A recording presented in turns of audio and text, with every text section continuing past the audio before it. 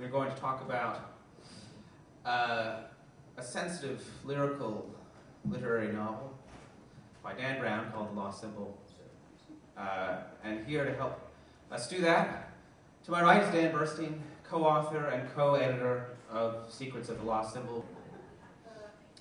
Mitch Horowitz is editor-in-chief of Tarcher Penguin and also the author of Occult America, a history of mysticism in America and how it shaped our history. Ron Hogan is one of the original literary bloggers. He founded Beatrice.com and then for a long time wrote the Galley Cat column for Media Bistro. He's one of the sharpest observers of the book world.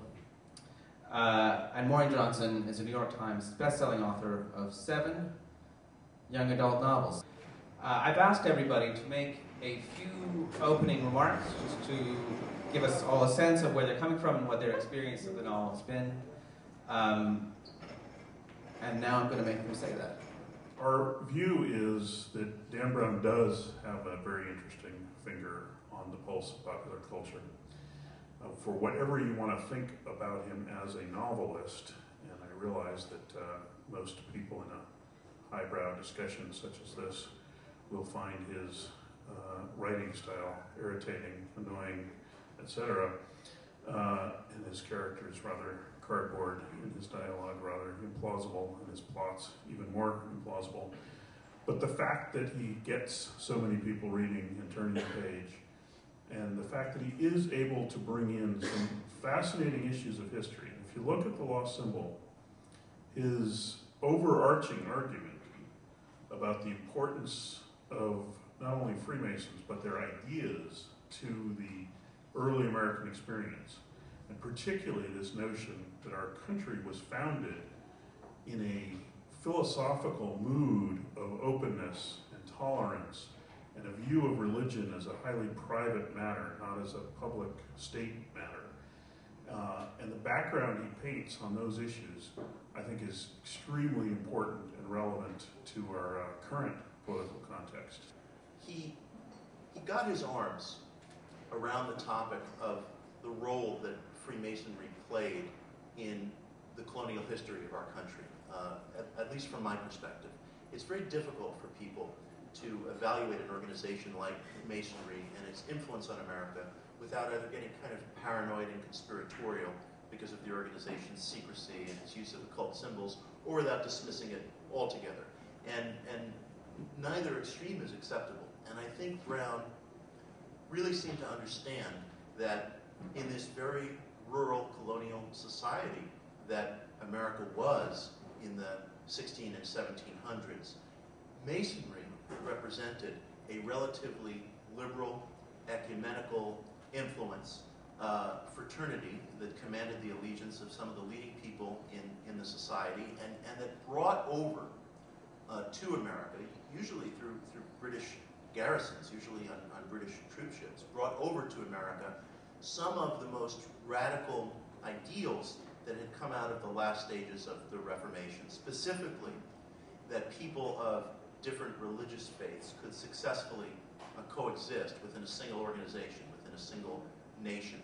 You had that influence emanating from Masonry, and Masonry was one of the very, very few consistent influences, intellectual, religious influences, that you could find in what was a very rural agrarian society. You know, in one sense, I would not say that this is an important work of literature.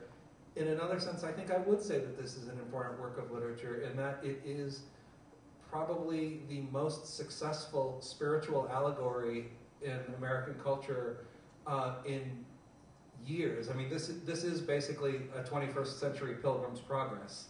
And I think if you look at some of the most successful books of the last couple of years, you know, I think The Lost Symbol stands in an interesting relationship to another allegory, The Shack, which is a huge multi-million seller in which a man has an overnight dialogue with the Holy Trinity in some unusual modern contemporary forms. Or in the nonfiction world, you look at something like Eat, Pray, Love, which is again about a kind of personal and spiritual crisis that has not the same answers that Dan Brown has, but Dan Brown and Elizabeth Gilbert and the author of The Shack, whose name I'm unfortunately blanking on, are all addressing this kind of gap that people feel in their spiritual or psychological lives, and it's speaking to them in ways that we need to seriously consider and address. And I think at the very minimum, it's a very powerful and resonant allegory for us. I think there's more to it than that, but we'll get into that a little later, perhaps. One night I was sitting at home eating cereal when I got an email that said, "Would you like to be on a panel with the world's greatest experts on Dan Brown?" And I'd read The Lost Symbol once, and not very carefully, so I said yes. Being the least qualified person on this panel, I've written my thoughts down, because this is probably all the talking I'll be doing. With your permission, I'm just going to read them. It doesn't take too long. Is that all right? Thanks, guys. I come to you this evening to tell you why Dan Brown is right and everyone else is wrong, and Robert Langdon is the hero that we need.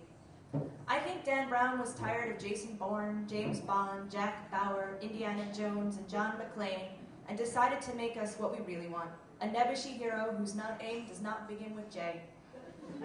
Someone who is not fearless, but deeply fearful.